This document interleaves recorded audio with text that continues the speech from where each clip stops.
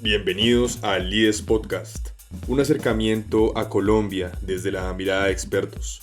Buscamos entender las principales problemáticas del país y plantear soluciones razonables a los problemas de Colombia. La pandemia puso en evidencia muchas fallas de nuestro país. Una de ellas es el cubrimiento que tiene el gobierno sobre los efectos en salud mental de niños, niñas y jóvenes.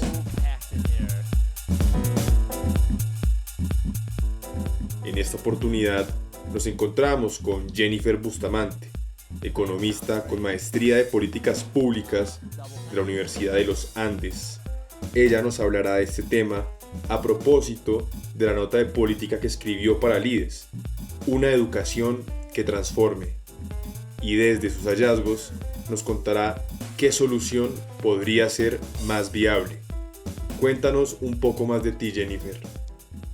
Hola Santiago, muchas gracias por esta invitación, buenos días a todos y muchas gracias por la oportunidad que tengo de hablar sobre este tema tan importante como es la educación. Yo soy Jennifer Bustamante, economista con maestría en políticas públicas de la Universidad de los Andes. Actualmente trabajo en temas de infraestructura, pero mi gran pasión está en desarrollar políticas públicas de educación en temas sociales.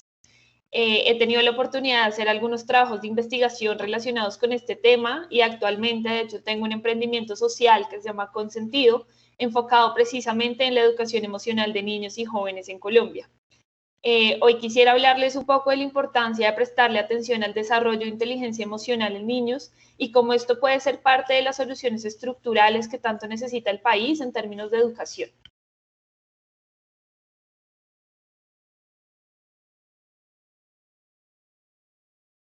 Muy bien, Jennifer. Tu texto se llama Una educación para transformar. ¿Qué nos puedes decir acerca de este título? ¿Qué significa una educación que transforme? Santiago, desde mi punto de vista, una educación que transforme es una educación integral, es decir, una educación que nos lleve a tener una mejor sociedad, no únicamente en términos de conocimientos técnicos y académicos, sino que nos permita ser mejores seres humanos y con esto ir formando una mejor sociedad, es decir, una sociedad mucho más empática, mucho más resiliente y con herramientas muy sólidas que nos permitan pues mejorar de alguna u otra manera el país. Jennifer, ¿y por qué la emergencia del COVID-19 se convierte en un obstáculo para esto? Para una educación que trascienda, que transforme. Mira, yo creo que el COVID-19 puso en evidencias varias de las falencias en términos de educación que tiene el país. El Internet, el acceso deficiente al sistema son algunos de los más evidentes, pero puso de presente también un problema de salud mental enorme, no solamente en niños, sino en adultos. Y esto definitivamente es la muestra de que algo hemos estado haciendo mal en la formación de personas de manera integral. Nosotros, si nos enfocáramos en la salud mental de los niños, seguramente no tendríamos adultos con los problemas mentales de salud mental que están presentando hoy. Entonces, más que un obstáculo, creo que el COVID-19 lo que nos da ahorita es una oportunidad para prestarle atención a esto también. Entiendo que hay muchas otras prioridades, de verdad, como que los niños tengan acceso a Internet, como crear una educación virtual que de por sí ya es muy difícil en cualquier país del mundo, pero creo que también es la oportunidad para prestarle atención a aquellas problemáticas de salud mental que son evidentes, que son un problema estructural y al que nunca se le ha prestado atención.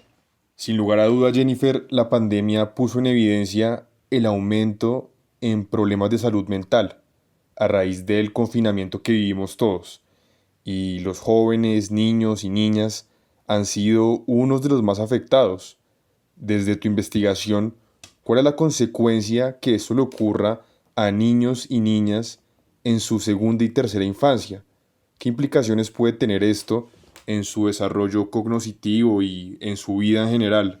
Mira, lo que yo creo es que el tema de salud mental y de manejo emocional se convierte un poco como en un círculo vicioso. Entonces, un niño que no tiene una buena salud mental será un adulto que tampoco la tendrá y que no estará en capacidad de formar a su futuro hijo con herramientas emocionales sólidas.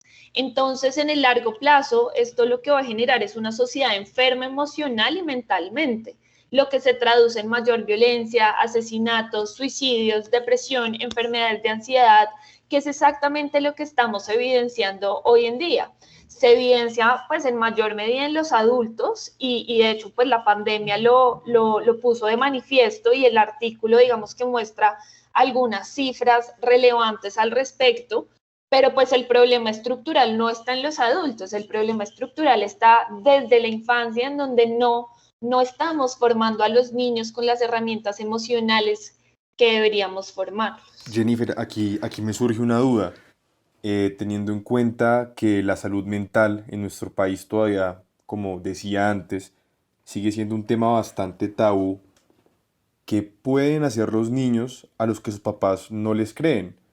Digamos que se escuchan muchos comentarios de papás que dicen que ese tema de la salud mental, de la depresión, de la ansiedad, tal vez es inmadurez, tal vez es una etapa de su adolescencia, tal vez es una etapa de su desarrollo, incluso muchas veces suelen decir que en su época eso no se daba con tanta frecuencia. Son un poco escépticos con este tema. ¿Qué podrían hacer estos niños? ¿A dónde podrían acudir? Y aprovechando esto, ¿qué ha hecho el gobierno para poder hacerle frente a estos temas en un país donde la salud mental todavía es un tema del que no se habla tanto como se debería hacer? Yo realmente creo que lo más importante en este punto es visibilizar la problemática. Digamos que si no somos conscientes de las implicaciones que tiene esta problemática en el país y en la sociedad en general, no vamos a poder dar soluciones estructurales. Entonces, digamos, históricamente los gobiernos no se han enfocado en soluciones estructurales, sino únicamente en aquellas soluciones de corto plazo. Y el tema de salud mental en niños y jóvenes no es un tema que se solucione en el corto plazo. O sea, se necesita identificar esa problemática y con base en esa identificación y ese reconocimiento, crear unas políticas públicas que ataquen ese foco y no solamente las consecuencias de la problemática, que es cuando los niños ya están sufriendo de ansiedad, depresión, etcétera. Entonces, pues, por ejemplo, por dar algún ejemplo amplio, es como en los últimos años la tasa de suicidio ha venido aumentando anualmente en aproximadamente 5%. Entonces, la solución estructural no es decir, no es hacer campañas diciendo como no nos suicidemos, que la vida de todos vale un montón, sino que es entender cuál es la razón para que los niños estén tomando la decisión de suicidarse. Porque, digamos, hacer las campañas reactivas es lo que no ha permitido enfocarnos en esas soluciones estructurales. Entonces, para responder un poco tu pregunta, yo creo que lo primero es que entremos en una conciencia colectiva sobre la importancia de este tema y que no lo veamos como algo banal, como una etapa o como una debilidad del ser al no poder, pues, como afrontar ciertas dificultades, sino que es reconocer que como sociedad hemos estado haciendo algo mal en términos de educación emocional y no estamos formando a niños integrales con la capacidad de afrontar problemas, pues problemas estructurales. Entonces, pues muchos papás dicen como, oiga, es que eso no se veía cuando yo era niño me hacían bullying y no pasaba nada y yo estoy bien. Pues realmente no estamos tan bien. O sea, ahorita los adultos de hoy que están diciendo que cuando eran niños pudieron superar el bullying y demás, pues son los mismos adultos que están teniendo problemas de depresión, de ansiedad, que se están suicidando o que están teniendo conductas de violencia irracional y que todo eso tiene una raíz y tiene una razón de ser, solamente que nunca hemos sido lo suficientemente conscientes para reconocer cuál es esa razón de ser. Jennifer, hace poco veía una estadística que demuestra que el 90% de los suicidios se podrían evitar potencialmente, pero en esta época hemos visto que existe un incremento en los suicidios. ¿Por qué crees que esto está pasando en este contexto, que están aumentando los suicidios y otros problemas de salud mental como la ansiedad, la depresión, etcétera? ¿Por qué crees que en este contexto que estamos viviendo, en esta etapa está ocurriendo esto? ¿Será que estamos viviendo una consecuencia por no haber tomado medidas previas? Completamente de acuerdo y es por lo que estaba diciendo, es porque nadie le ha enseñado a los niños a identificar, reconocer y gestionar sus emociones.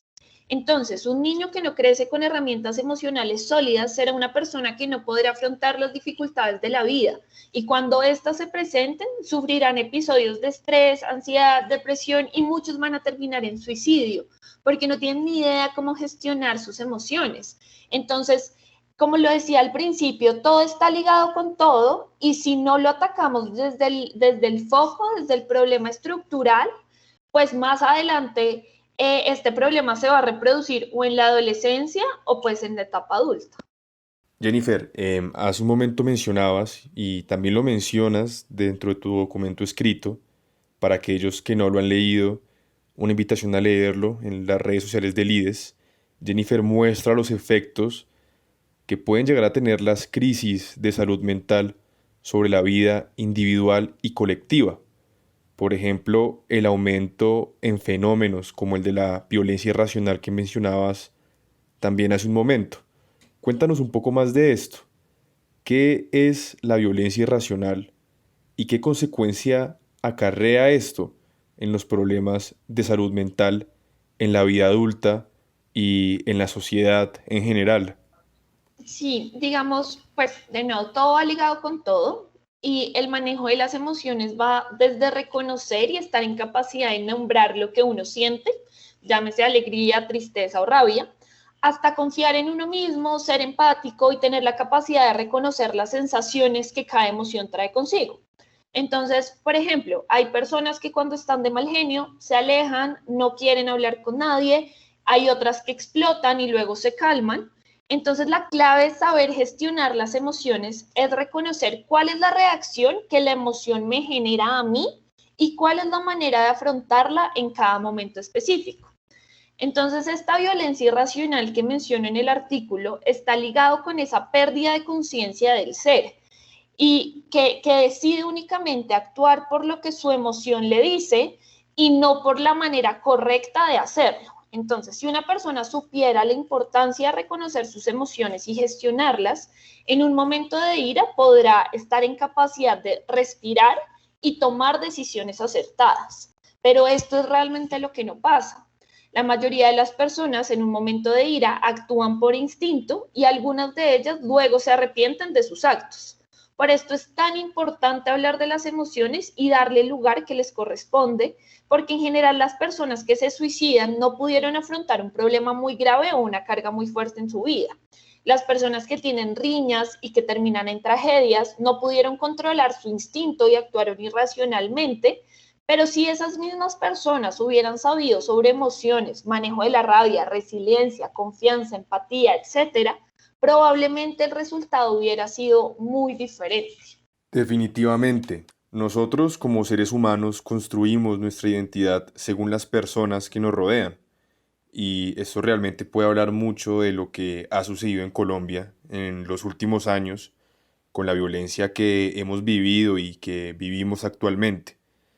Partiendo de lo que me estabas diciendo, ¿tú crees entonces que una sociedad con mejor salud mental es una sociedad que tiene mejor convivencia, entendiendo que todos somos un reflejo de cómo actúa aquel que nos rodea?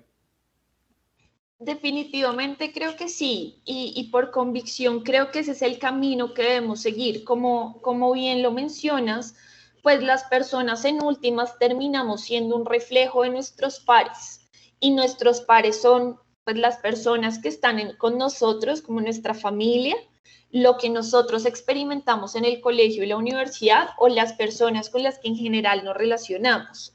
Entonces sí intentamos hacer como un impacto generalizado, una política generalizada enfocada en salud mental, seguramente en el mediano y largo plazo vamos a tener una sociedad mucho más sana mentalmente, mucho más empática, mucho más resiliente y eso se va a reflejar tanto a nivel personal, las personas van a ser pues mucho más felices y estoy completamente segura que los índices de suicidio y demás podrían disminuir, pero además también se va a ver reflejado en un término de sociedad. Entonces, todas estas riñas callejeras o todas estas noticias que escuchamos a diario sobre crímenes pasionales o estos temas que de verdad parecen inconcebibles, seguramente podrían reducirse significativamente. Jennifer, para cerrar, en tu escrito tú hablas sobre la educación emocional. ¿Cuál es la diferencia entre educación académica y educación emocional? ¿En Colombia alguna vez ha existido algún piloto que promueva la educación emocional? Y si no ha sido así, ¿qué políticas públicas se podrían implementar en este momento para construir desde la educación emocional y no solo desde la educación académica, que si bien es muy importante, a veces pareciese que se dejará a un lado la educación emocional? De acuerdo. Mira, yo creo que la educación académica pues está enfocada en conocimientos técnicos e intelectuales, matemáticas, ciencia, biología, etcétera. Y la educación emocional está enfocada en el ser. Es aprender a identificar, reconocer y gestionar adecuadamente todo lo que se siente. El mundo ideal es aquel en el que exista un engranaje perfecto entre la educación académica y la educación emocional. En Colombia se han realizado algunos programas que tienen como objetivo entender la dinámica emocional de los niños y los jóvenes. Sin embargo, no se ha implementado de manera concreta y directa nada relacionado con incorporar pues, inteligencia emocional o salud mental dentro de los colegios. Y realmente creo que una política pública necesaria que han implementado en otros países y que han tenido resultados muy exitosos es que de verdad creo que en Colombia debería existir de manera obligatoria desde kinder hasta 11 una materia enfocada en enseñar inteligencia emocional. Esa realmente creo que es la política pública que se debería realizar en términos de educación emocional en Colombia y que de hecho hay mucha evidencia internacional que demuestra que ha tenido muchos resultados muy buenos, pues en términos de resolución de conflictos, de disminución de depresión o ansiedad y también en disminución de las tasas de suicidio en todos los países. Definitivamente una conversación muy interesante y relevante. Debemos seguir teniendo ese tipo de discusiones y debemos exigir políticas públicas que nos alejen de las consecuencias que estamos viviendo actualmente. Agradecemos de nuevo a Jennifer Bustamante por su participación en el episodio de hoy. También agradecemos a David García por toda la asistencia prestada en los temas de producción y los invitamos a que lean la nota de política de Jennifer. La pueden encontrar en todas nuestras redes sociales, Lides Colombia, en Facebook, Instagram y Twitter. Síganos también en YouTube y esté pendiente de nuestros siguientes episodios. En la próxima entrega hablaremos sobre la restauración de ecosistemas forestales con invitados muy especiales. Jennifer, si quieres, danos un mensaje de despedida y con esto finalizamos. Santiago, muchísimas gracias por todo. Creo que me gustaría cerrar diciendo que la transformación del país es algo en lo que todos podemos contribuir, en mayor o en menor medida todos podemos aportar de alguna manera y eso es lo que nos llevará a tener una mejor sociedad. No dejemos de lado o no subestimemos la importancia de la salud mental y de la educación emocional, porque esto es lo que nos acercará cada vez a tener el país que estoy segura que todos soñamos. Entonces, pues nada, con eso me gustaría cerrar. Muchísimas gracias por todo, Santiago, y a Lides por esta invitación.